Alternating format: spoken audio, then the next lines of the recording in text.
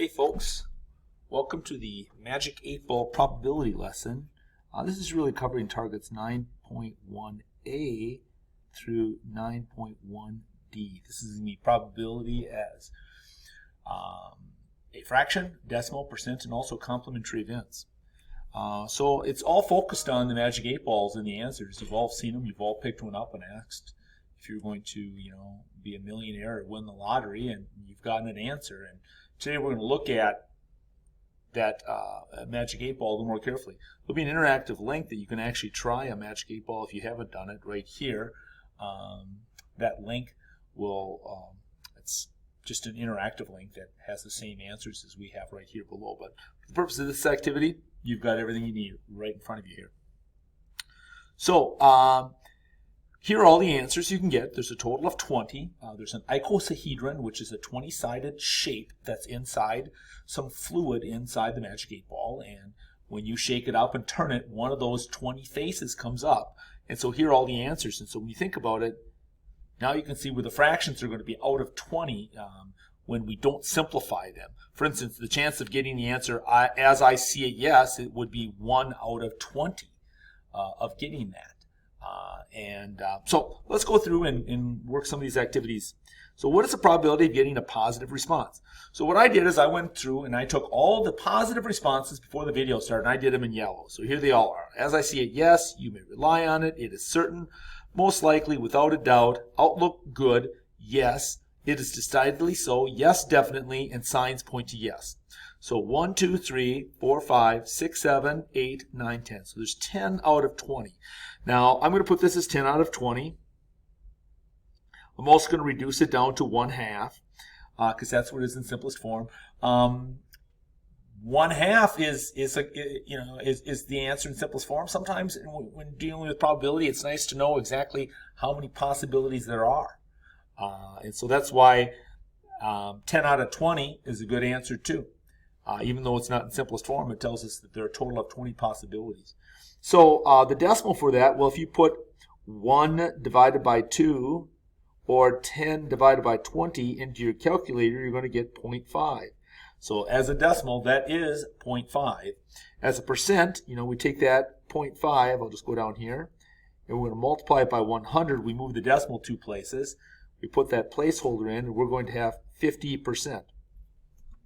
So now, what is the complementary response? So if you have if the probability of getting a positive answer is 50%, the complementary event would also be 50%. So we could say that this is going to be 10 out of 20 or 0.5 or 50. Sorry, I'm going to make that 50%. Make that into a comma. So you only have to do one of those, and I don't really care which one you use. If you use the fraction in simplest form, the fraction in non-simplest form, 0.5 or 50%, they'll all be the same. Let's try another one here.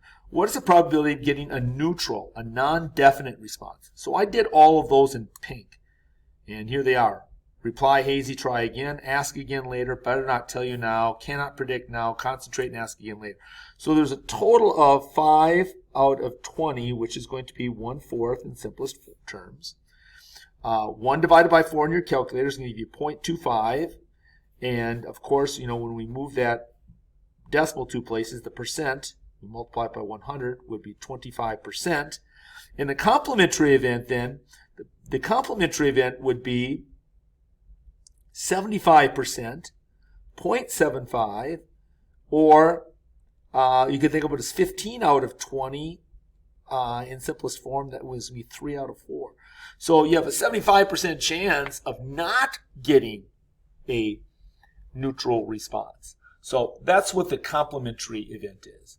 It's always talking about, well, if the chances of reaching in, let me just draw a quick little thing here and put some numbers in here. 1, 2, 3. You reach in there. What is the probability of an odd number in this? Well, the probability of an odd number would be 2 out of 3. The probability of not an odd, that's the complementary event, would be 1 out of 3 because 2 is even. So complementary events, the opposite. So, all right. These ones here, I'm going to let you work through all these 6, and we'll go down here and take a look at question 7.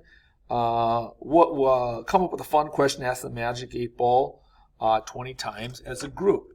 All right, well, I'm just going to put the question down of, let's see, will I win the lottery?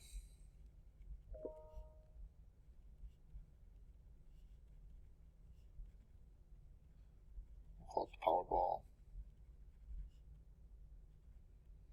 Will I win the Powerball? So, theoretically, predictions are mathematically what should happen. So, what are the theoretical probability of getting the following responses? These are the mathematical chances. So, what's the chance of me getting a negative answer for that? Win the Powerball. Well, again, I can look up at my answers here, and let me scroll up so you can see them both. I guess you're not going to be able to, but we've just gone through a whole bunch of these. And remember that the 1, 2, 3, 4, 5, the blue ones, the percent chance of getting a negative answer is going to be 25% because there's 5 blues out of 20, which is 0.25 or 25%. The chance of getting a neutral answer is also 5 out of 20, which is 25%. The chance of getting a positive answer is 50%. So, hey, I got a 50% chance of winning the lottery here. Answers containing no. All right, that one I got to count. I actually don't know that one. So let's just look at it as I say yes. You may rely on it. Reply is again. It is certain. Ask again later. Don't count on it. Most likely. My reply is no. That one's got a no. Better not tell you now. That's different. That's now, not no. Outlook good. Outlook not so good is decidedly so. Cannot predict. Yes, definitely. I say or say no. Signs point to yes. Very doubtful. Asking. So I've only got 2. So it's answers containing no. It's really 2 out of 20, which is the same as 1 out of 10, which is going to be 10%. You have a 10% chance of getting an answer with no. Answers that have very doubtful in it, and answers with 4 words. So go back and you go on up and you can answer those and figure that out. What you're going to notice about these is you have a 50% chance if you ask a positive question. If you phrase the question the right way, if you say, will I win the lottery? You're looking for a yes response, and you've got a 50% chance of winning that. If I would have phrased it like this, what are the chances of me not? What are my chances of me? If I phrase it wrong, like, will I lose the lottery? Yes, of course, you have a 50% chance of losing the lottery that way. So you have to think about how you answer it, because basically what we found out here is that you got a 50% chance. Let me slide down again. You have a 50% chance of getting a positive answer when you ask the question in a way which the desired response is positive. You got a 25% chance of getting a neutral answer and a 25% of a negative answer. So kind of fun. All right, thanks for listening.